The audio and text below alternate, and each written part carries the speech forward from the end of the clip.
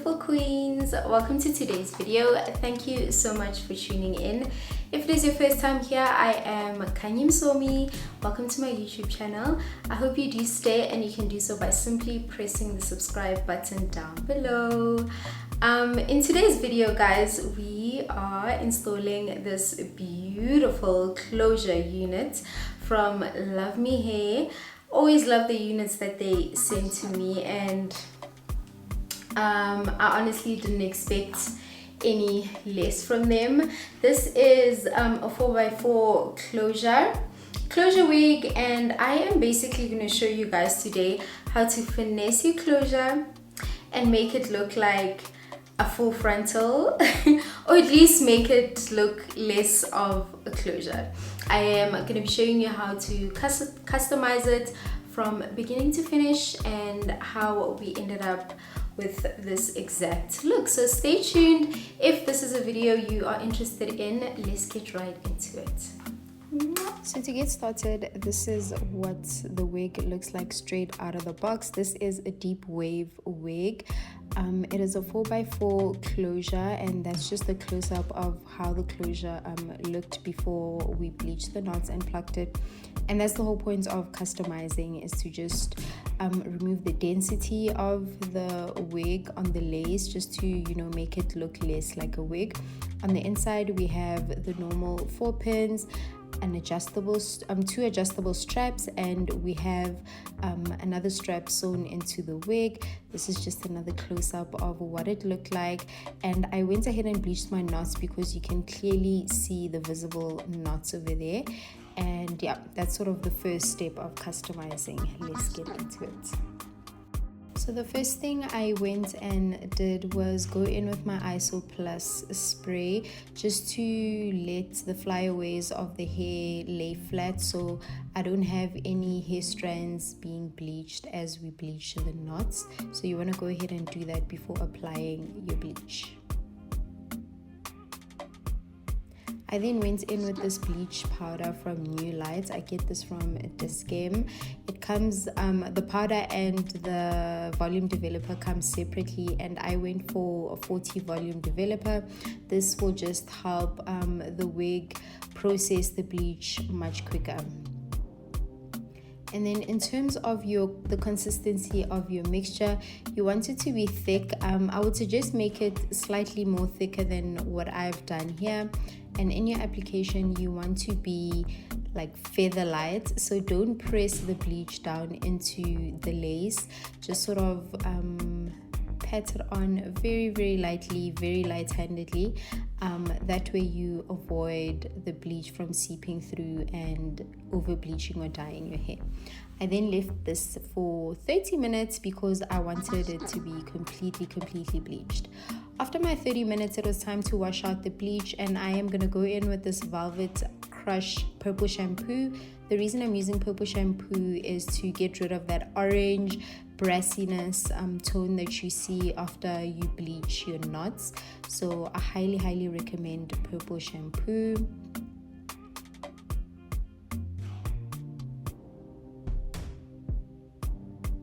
This is what it looked like after giving it one wash. I think I went in maybe twice with the purple shampoo before adding my lace into the mixture that you are about to see. I then mixed some purple shampoo inside a bowl, and I added water. I then put my closure into this mixture, and I left it there for I think a little over an hour. You can leave it in for 45 minutes. This is what the lace looks like, or the knots look like, after bleaching and leaving them in that solution that we just made. Now we're going to go in and pluck the knots, and that's exactly what I'm doing here. You want to take your time with this. It does look like I'm a bit quick because the video is sped up, but yeah, try to take your time with it. Don't stay in one spot for long. Move to the next spot immediately, so you don't end up over plucking or creating any bald spots in your wig. And I want to sort of start at the back and move forward, so should in case I make any mistakes with bald spots, At least that won't be right in the front, it can still be covered.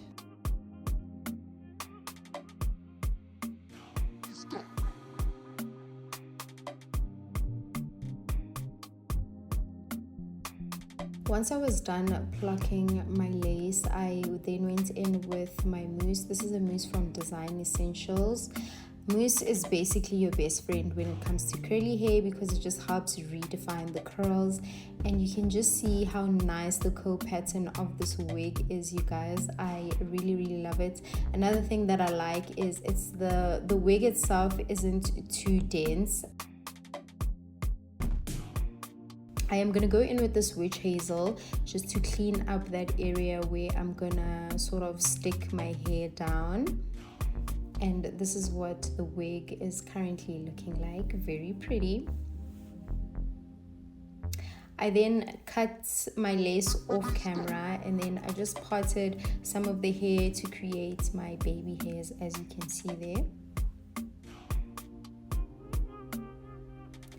And then I'm going to go in with my Glamour Beauty spray. Just going to go in between that gap between the rest of the lace and the hair that I've parted.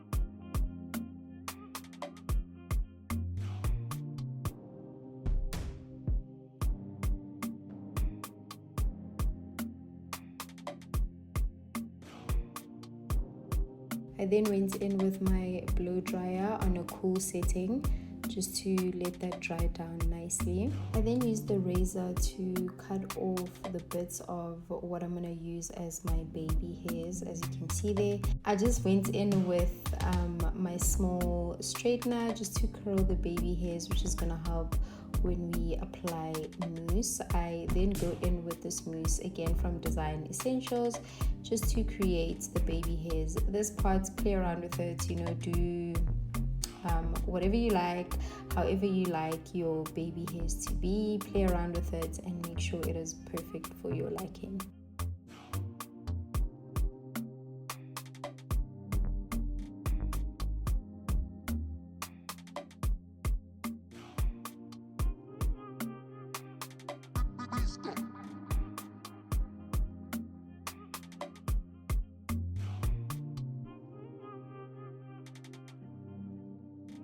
And then I'm going to go in with my melting band just to dry that area up once more.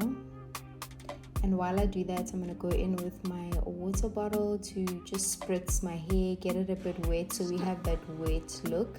And you're going to see now I'm going to apply a little more products just to make it look, you know, a lot more wet. And this hair, you guys can see this curl pattern is just so beautiful. It's so soft, it's so light. I love it. I'm gonna go in with my Curl Intense cream from Moroccan Oil. Not a lot, it's literally just the pea size, and I'm gonna run it through my curls. This will just help the curls be more defined and pop out a little more.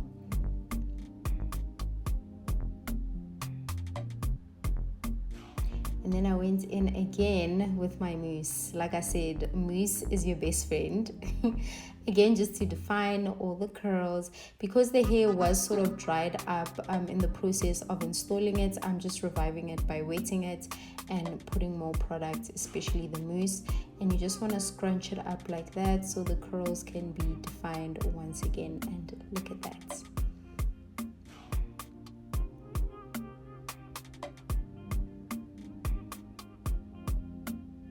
I then went and worked on my parts just to, you know, make it look a lot more neater. I did decide to go with a side part. I thought it looked a lot more prettier than the middle part.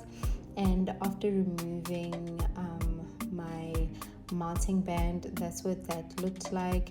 And what we're gonna do next is just go in with my foundation just to along that part so it pops out a little more.